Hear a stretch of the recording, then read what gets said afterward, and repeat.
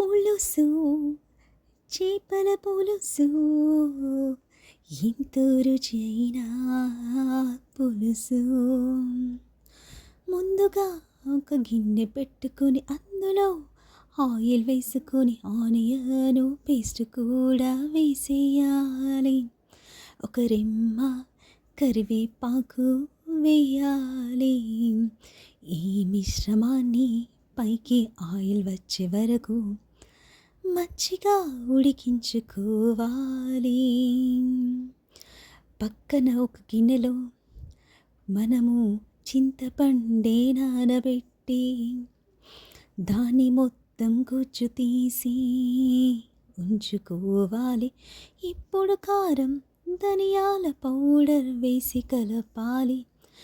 చింతపండు రసాన్ని వేసి బాగా కలపాలి. తగినంత వాటర్ కూడా పోసుకోవాలి. ముక్కల్ని అందులో వేసుకోవాలి. కొంచెం ఉడికించుకోవాలి. బాగా ఉడికాక